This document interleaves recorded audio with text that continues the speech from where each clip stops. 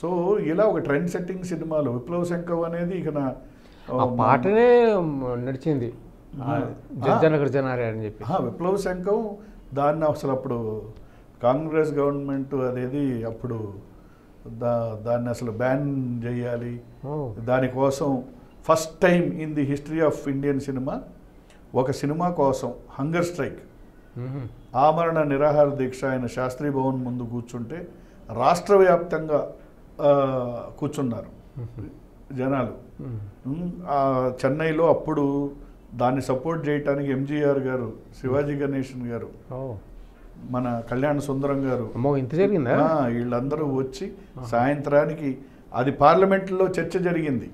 George Fernandes గారు వాదించి దానికి సెన్సార్.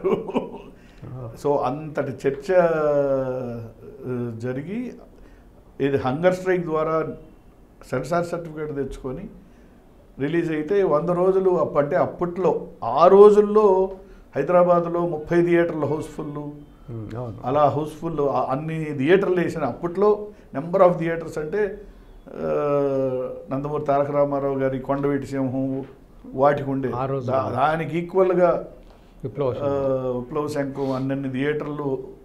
ఒక సినిమా అయిన తర్వాత ఒక ఉప్పెన్లాగా వచ్చి ఒక ప్రవాహం కింద సినిమా అవటం ఓ ప్రవాహం లాగా ప్రశ్న జరిగేదంట. విప్లవం వర్దిల్లాలి అని వేడెక్కి అట్లా వచ్చేసింది ప్రేక్షకులు కూడా. అది అక్కడికక్కడ రౌడీలో ఎవరన్నా ఉంటే అక్కడికక్కడ ఎరగొట్టేసేయాలి.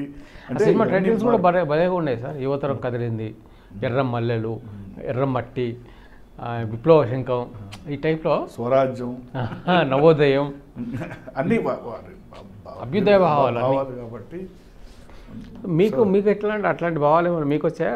ఓన్లీ డాక్టర్ అట్లాంటి భావాలు అంటే ఇప్పుడు మేము వెళ్ళిన కంట్రీలో సైంటిఫిక్ కమ్యూనిజం కూడా చదివిన వాళ్ళం. అంటే వెళ్ళే ముందే అప్గ్రేడ్ ఇంకా మోర్. నేను పైగా వరల్డ్ యూత్ ఫెడరేషన్కి పెద్ద పోస్టులు చేశాను. మీకు తెలుసు, వచ్చినప్పటి నుంచి వామపక్ష పార్టీలకు ప్రచార ఇలాగా ప్రజానాట్య మండలి కానీ అన్నిట్లో ముఖ్య పాత్ర పోషిస్తున్నాము. కానీ అప్పటికి ఇప్పటికీ తేడా ఏంటంటే, ఇప్పుడు నేను తీసిన మొదటి సినిమా కూడా నేను సైతం, అంటే శ్రీశ్రీ గారు తన కలం ద్వారా పోయిటరీ స్టార్ట్ చేస్తూ తన సమాజానికి అంకితం ఇస్తూ రాసిన మొట్టమొదటి అక్షరం నేను సైతం. సో అలాంటి సినిమాలు అయినప్పటికీ ఇక్కడికి వచ్చేసరికి చాలా మార్పులు వచ్చాయి, సమాజంలో మార్పులు వచ్చాయి, అన్ని మార్పులు ఉన్నాయి. రెండోది, మేబీ మనం ప్రజల్ని అంత ఆకట్టుకునే విధంగా తీలేదేమో. అప్పుడు రిలీజ్ అయ్యే సినిమాలు, ఒక సినిమా ఆడటానికి చాలా కారణాలు ఉంటాయి. సో ఇవన్నీ కలిసి వస్తే ఆ సినిమా ఆడుతుంది. ఒక సినిమా ఒక హీరోను, ఒక హీరోయిన్, ఒకరి వల్ల కాదు. అది chain of all peoples efforts. దీంతో పాటు కాస్త లక్ ఉండాలి. దీంతో పాటు అన్నిటికంటే ఆ టైంలో రిలీజ్ అయ్యే సినిమాలు, పైగా నేను రిలీజ్ చేసినప్పుడు అన్ని పెద్ద పెద్ద సినిమాలు కూడా పడ్డాయి దానిపైన, నేను సైతం పైన దాని. సో అయినప్పటికీ అది ఫైనాన్షియల్గా ఇదైనా కూడా రన్ను బాగానే వచ్చింది.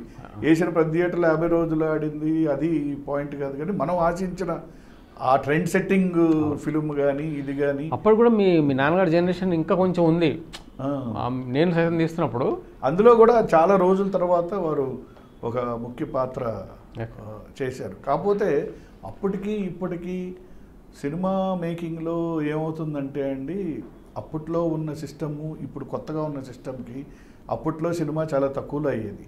రెండోది పర్సంటేజ్ విధానం అనేది ఉండేది.